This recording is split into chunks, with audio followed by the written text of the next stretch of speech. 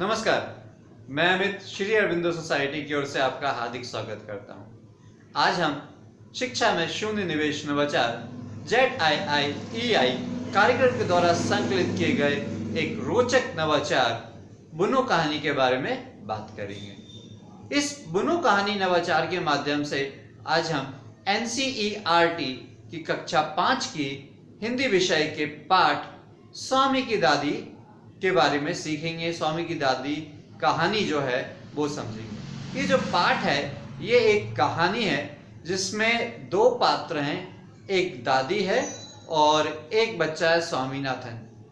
दोनों एक दूसरे को कहानी सुनाते हैं। स्वामीनाथन दादी को अपनी कहानी सुनाता है और दादी स्वामीनाथन को अपनी कहानी सुनाती है। कहते हैं कि बुढ़ापा और बचपन लगभग एक समान होता है और दोनों एक दूसरे को अपनी बात बताने के लिए बहुत आतुर होते हैं। जैसे एक छोटा बच्चा है, वो अपनी बात बताने को बहुत आतुर होता है, बहुत एक्साइटेड होता है। कुछ भी वो चीज़ देखता है, कोई भी चीज़ सुनता है, समझता है, तो वो दूसरों को बतलाने के लिए बहुत आतुर होता है। इसी प्रकार से जो बुजुर्ग होते हैं वो भी अपनी पुरानी बीती बातों को बतलाने के लिए अपनी नई पीढ़ी को बहुत आतुर होते हैं।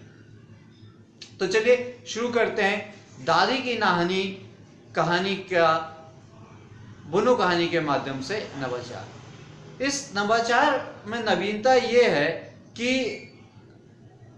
कोई भी कहानी के माध्यम से जो विद्यार्थी है, जो बच्चा है, वो अपनी कहानी खुद बुनता है। अपनी कहानी अपनी कल्पनाशीलता के माध्यम से अपनी कहानी कहता है और उसी कहानी के आधार पे वो पाठ की समझ, जो विषय वस्तु है, वो डेवलप करता है और वो कंटेंट है, जो तथ्य है पाठ का, उसको अपने में आत्मसात कर लेता है।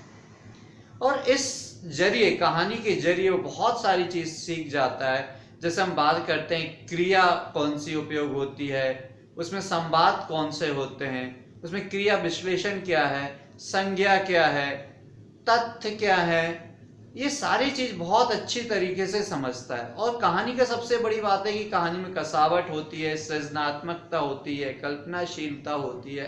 तो वो भी जो विद्यार्थी है, जब ये नवाचार का उपयोग करता है और अपनी कहानी खुद बुनता है, तो उसे बहुत आसानी से समझ में आ जाती है। जब ये नवाचार करना होता है एक शिक्षक को अपनी कक्षा में, अपने विद्यालय में, तो वो सबसे पहले जब पाठ का इंट्रोड्यूस करता है, उससे पहले वो एक दादा दादी का या फिर एक बच्चे का चित्र लगा देता है। एक बच्चे का और एक बुजुर्ग महिला का वो चित्र लगा देता है। फिर उससे पूछता है बच्चों से, ये किसका चित्र है, ये कौन हो सकता है। बच्चे अपनी समझ के ऊपर आंसर देते हैं और फिर जब बात आती है कि ये दादी और बालक का चित्र है, तो शिक्षक पाठ को प्रस्तुत करते हैं कि आज हमारा जो पाठ है वो है स्वामी की दादी। और बच्चों से बोलते हैं कि आप अपनी कोई कहानी बुनिए, अपनी कुछ कहानी बताइए। तो बहुत सारी कहानियां कक्षा में इकट्ठे होती हैं। टीचर, जो शिक्षक है, उस कहानी को स्वीकार करते हैं, सारी कहानी को स्वीकार करते हैं, फिर अपनी कहानी स्वामी की दादी सुनाते हैं। जब बच्चों ने अपनी कहानी सुना ली है तो वो भी शिक्षक की कहानी बड़े गौर से सुनते हैं, बड़े ध्यान से सुनते हैं और उनको जो पूरी पाठ की विषय वस्तु है वो समझ में आती है। तो जब हम इस नवाचार का उपयोग करते हैं इस पाठ के माध्यम से, तो चित्र हमारे सबसे बड़े टूल हैं, सबसे बड़े उपकरण हैं। हमें चित्र चाहिए होते हैं और फिर बच्चों की कहानी सुनने के लिए और कहानी बनाने के लिए शिक्षक का सहयोग चाहिए रहता है।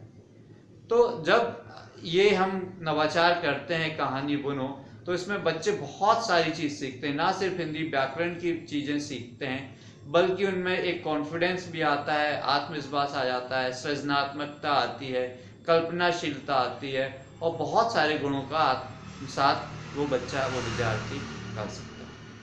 आपको ये वीडियो कैसा लगा आप कमेंट करके ज़रूर बताइए।